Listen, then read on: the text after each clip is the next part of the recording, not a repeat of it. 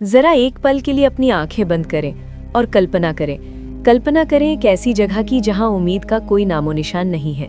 एक ऐसी जगह जिसे दुनिया का सबसे सुरक्षित और अभेद्य किला माना जाता था।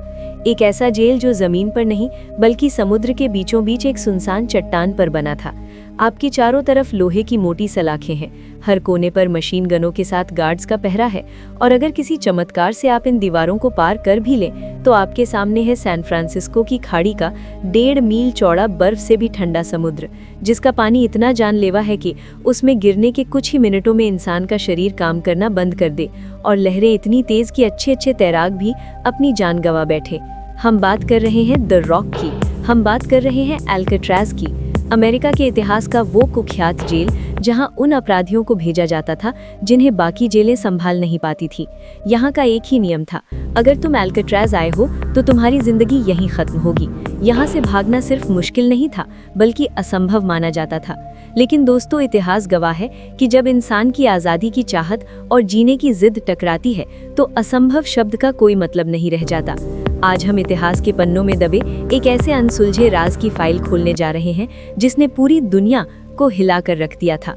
ये कहानी सिर्फ एक जेल तोड़ने की नहीं है, ये कहानी है इंसानी दिमाग की अद्भुत क्षमता की, असीम धैर्य की और एक ऐसी सर्वाइवल जंग की जहां 3 कैदियों ने वो कर दिखाया जो किसी ने सपने में भी नहीं सोचा था। उन्होंने सलाखें नहीं तोड़ी, उन्होंने दीवारें फांदने की कोशिश नहीं की, बल्कि उन्होंने एक रास्ता बनाया। उन्होंने अपने ही सेल के अंदर से गार्ड्स की नाक के नीचे महीनों तक एक सुरंग खोद दी। आज के वीडियो में हम जानेंगे कि कैसे खाने वाले चम्मचों और एक टूटे हुए वैक्यूम क्लीनर की मोटर से उन्होंने इतिहास का सबसे बड़ा जेल ब्रेक प्लान किया। ये अल्काट्राज़ के उस महान पलायन की सच्ची और रोंगटे खड़े कर देने वाली दास्तान है जो आज भी एक रहस्य है। अल्काट्राज़ को समझना इसलिए जरूरी है क्योंकि तभी हम समझ पाएंगे कि वहां से भागना असंभव क्यों था। ये सिर्फ एक इमारत नहीं थी, ये एक मनोवैज्ञानिक हथियार था। 1934 से 1963 तक ये अमेरिका का सबसे खूंखार फेडरल प्रिजन रहा। एल कपोन जैसे माफिया डॉन और मशीन गन कैली जैसे कुख्यात अपराधी यहाँ की हवा में सांस ले चुके थे। यहाँ की सुरक्षा व्यवस्था 3 स्तरों पर थी।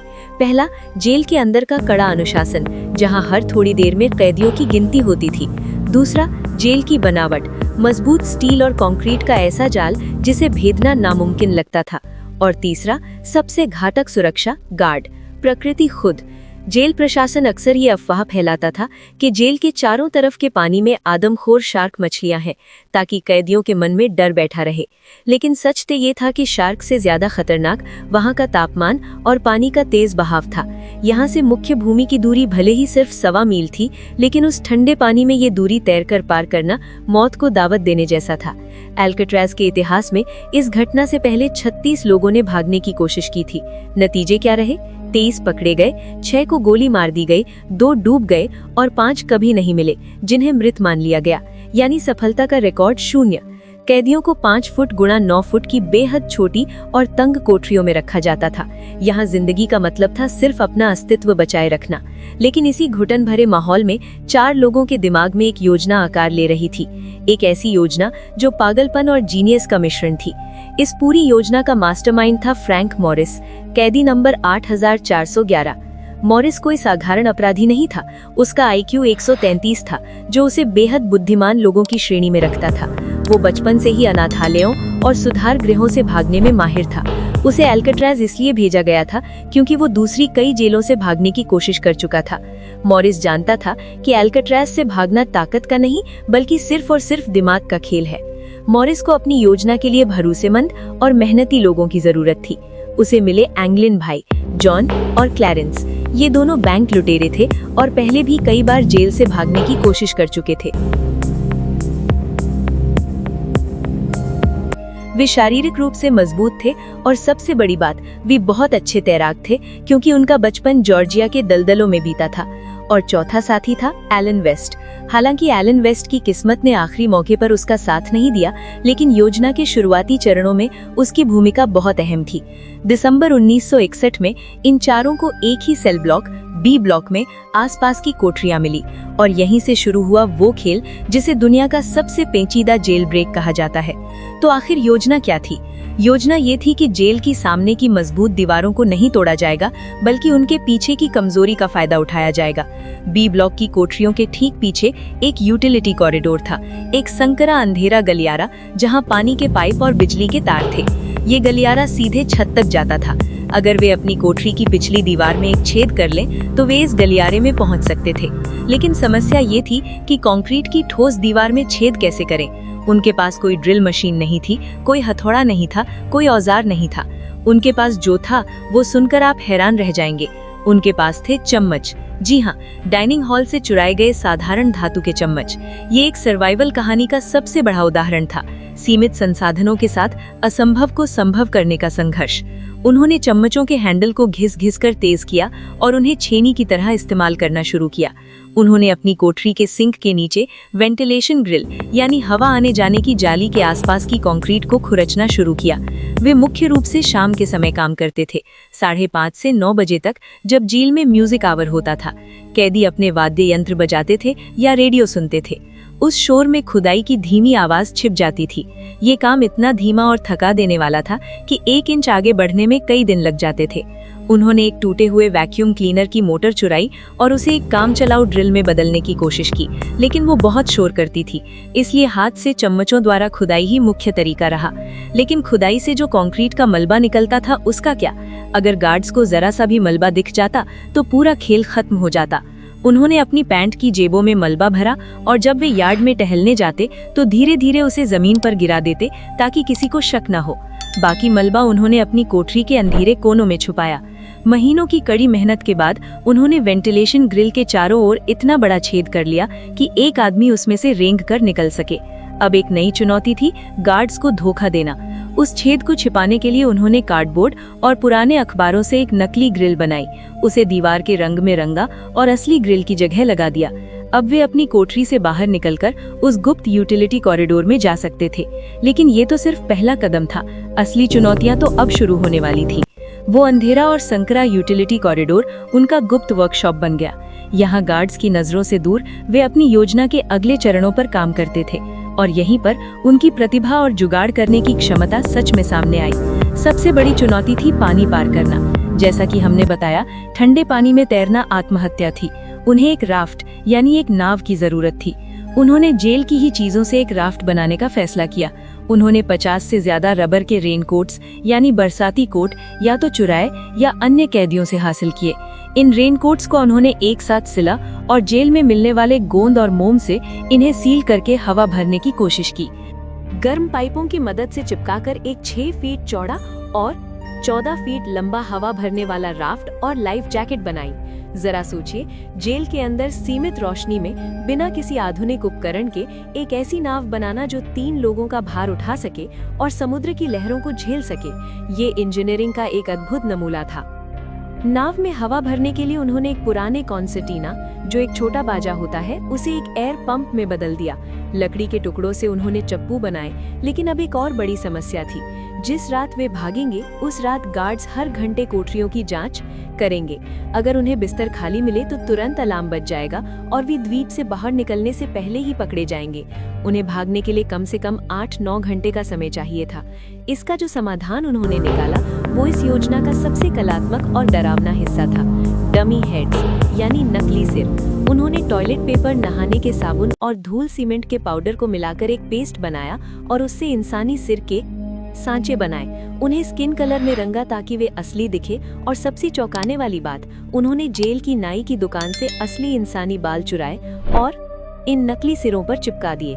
ये सिर इतने असली दिखते थे कि अंधेरे में कोई भी धोखा खा जाए। योजना ये थी कि भागने वाली रात वे इन सिरों को अपने तकिए पर रख देंगे और कंबल इस तरह ओढ़ा देंगे जैसे कोई सचमुच सो रहा हो। अंधेरे में गश्त लगाने वाले गार्ड को लगेगा कि कैदी सो रहे हैं और ये उन्हें भागने के लिए कीमती समय देगा। मई 1962 तक सब कुछ तैयार था।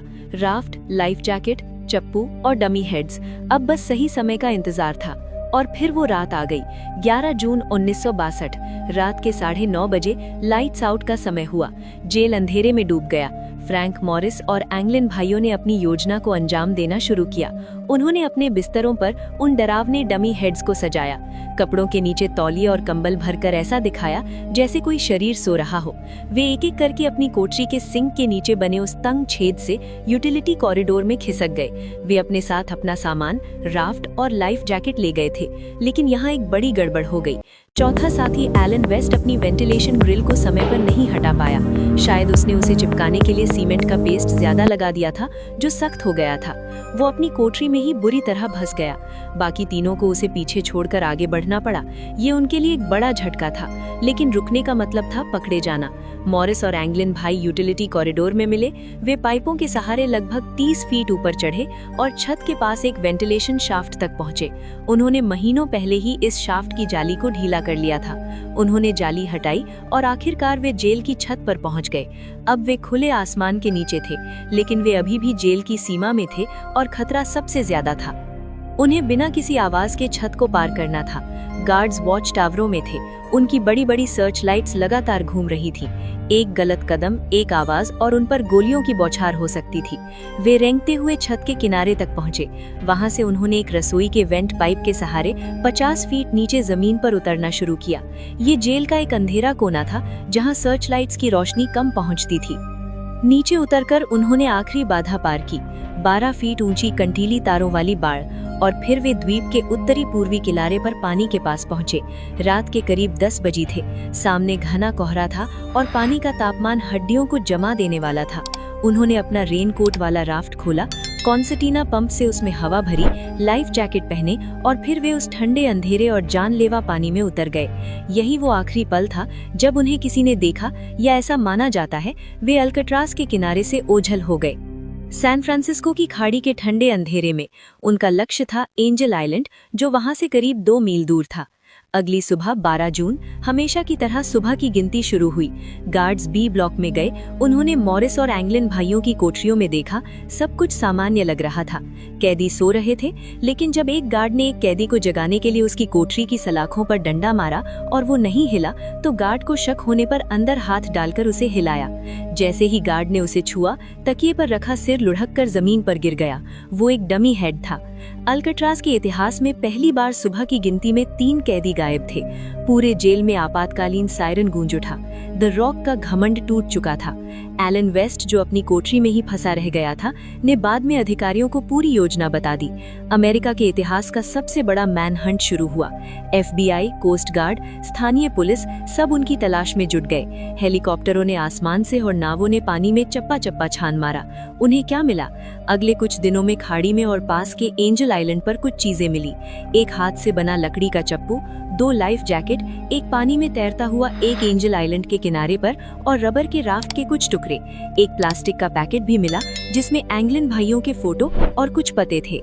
लेकिन जो नहीं मिला वो थे फ्रैंक मॉरिस, जॉन एंगलिन और क्लैरेंस एंगलिन के शव। यहीं से शुरू होता है वो अनसुलझा राज जो आज भी कायम है। क्या वे उस रात के ठंडे पानी और तेज बहाव से बच पाए? FBI ने 17 साल की लंबी जांच के बाद 1969 में ये निष्कर्ष निकाला कि वे तीनों शायद डूब गए होंगे। उनका तर्क था कि उनका राफ्ट कमजोर था, पानी बहुत ठंडा था और करंट उन्हें प्रशांत महासागर की तरफ खींच ले गया होगा, जहां उनकी मौत हो गई होगी। लेकिन कई लोग और कई सबूत कुछ और ही कहानी कहते हैं। सालों तक एंगलिन परिवार को गुमनाम कार्ड और फूल मिलते रहे, जिनके बारे में माना जाता है कि वे उन भाइयों ने भेजे थे। 2013 में सैन फ्रांसिस्को पुलिस को एक पत्र मिला जो कथित तौर पर जॉन एंगलिन ने लिखा था। उसमें लिखा था, मेरा नाम जॉन एंगलिन है। मैं जून 1962 से अल्कट्राज से भागा था। हम तीनों बच गए थे, लेकिन बहुत मुश्किल से। पत्र में दावा किया गया था कि फ्रैंक मॉरिस 2008 में मर गया और क्लैरेंस 2011 में। हालांकि FBI ने कहा कि लिखावट का मिलान निर्णायक नहीं था, लेकिन इस पत्र ने फिर से बहस छेड़ दी। US मार्शल सर्विस ने आज भी इस केस को बंद नहीं किया है। उनके लिए ये तीनों आज भी फरार हैं, जब तक कि वे पकड़े नहीं जाते, मर नहीं जाते या 99 साल के नहीं हो जाते। ये जेल ब्रेक सिर्फ एक अपराध नहीं था, ये मानवीय इच्छा शक्ति और सर्वाइवल की एक अविश्वसनीय कहानी थी। उन्होंने अपनी कोठरी से आजादी तक का एक असंभव रास्ता बनाया। उन्होंने चम्मचों से कंक्रीट को हराया और रेनकोट से समुद्र को चुनौती दी। वे सफल हुए या नहीं ये शायद हम कभी पक्के तौर पर नहीं जान पाएंगे, लेकिन एक बात तय है, उस रात उन्होंने दुनिया को दिखा दिया कि कोई भी जेल इतनी सुरक्षित नहीं हो सकती कि इंसान की आज़ादी की उम्मीद को कैद कर सके। दोस्तों, आपको क्या लगता है, क्या फ्रैंक मॉरिस और एंगलिन भाई सच में उस रात बच निकले थे और अपनी बाकी जिंदगी आज़ादी में बिताई, या फिर वे सैन फ्रांसिस्को की खाड़ी के ठंडे पानी में हमेशा के लिए सो गए? नीचे कमेंट्स में जरूर बताएं। ये एक ऐसा अनसुलझा राज है जिस पर हर किसी की अपनी थ्योरी है। अगर आपको दुनिया की सबसे असंभव और पेचीदा जेल ब्रेक की ये सच्ची कहानी पसंद आई तो इस वीडियो को लाइक करें और अपने दोस्तों के साथ शेयर करें। ऐसी ही और रोमांचक और रहस्यमयी कहानियों के लिए हमारे चैनल को सब्सक्राइब करना न भूलें और बेल आइकन जरूर दबाएं। मिलते हैं अगले वीडियो में एक और हैरान कर देने वाली कहानी के साथ।